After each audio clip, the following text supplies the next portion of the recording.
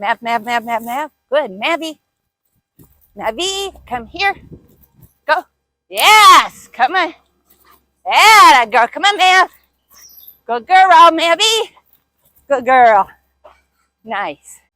In box work, when you accelerate, when you decelerate, when you give a hand signal, when you turn into your dog, when you use your voice, that doesn't depend on where you are. That depends on where your dog is. You can be right next to your dog. You can be 3 jumps back on the course. You can be in front of your dog. But it's when your dog is approaching the jump, you decelerate and you turn into them to teach them to come to you.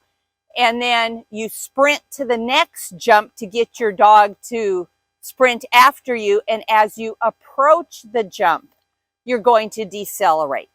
So if your dog does not collect and it goes over the jump in extension, that means it kind of looks like Superman where they're flying and their front legs are forward, their back legs are way behind them. That means you did not communicate before they took the jump that they need to collect, shorten their stride, and they're going to end up by turning. So that's hard on the dog when they land in extension and you need them to turn. What it does is they're jamming on the brakes, completely stopping their momentum, and then restarting their momentum in another direction. If your dog doesn't have a lot of drive, that's very demotivational. So you do not want to do that. You definitely want to work the box so you can teach yourself when the best time is to accelerate, decelerate, call your dog. If you watch my video on teaching collection, then you'll remember that as the dog is approaching the jump, I want to reduce my momentum. And I also hold my hand out because I get my dog to come to my hand. So it's the opposite hand so I can turn my shoulders into my dog.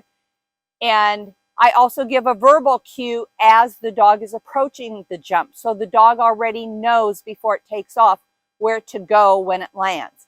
So without a dog, I would be running up to this jump. I'm already decelling, have my hand out so I can get her to turn. I'm running up to this jump. I decel, have my hand out to get her to turn. Run up to this jump, decel, have my hand out to turn. Run back, decel. So when you have a box like this, it doesn't matter what order. Just go with the flow. Do what's best for what you and your dog are doing. I try to put together 6 to 8 jumps in a sequence before I stop and reward, because that helps me get in the rhythm of when to accelerate and when to decelerate. It also gets my dog in the habit of responding. In a short period of time of seconds, we can get 6 to 8 repetitions of collection and a nice tight turn. The more repetitions, the quicker the dog learns, and then the stronger that skill will stay with them for when you're in a trial. This will be Maverick's very first time working a box. Maverick knows how to collect with just 1 or 2 jumps, but I've never put a full sequence together where at every single jump she needs to collect and turn tightly. So we'll see how this goes for her. If she responds nicely, then yay, I did my job in the foundation work. But most of the time when you're working a box like this, it's more so you can improve your skills as a handler. So you can get that decel going at the right time. So you can change your body position. I extend my arm to change my body position. And also so you can get the verbal cue out on time. Go. Mav, Mav, Mav, Mav, Mav.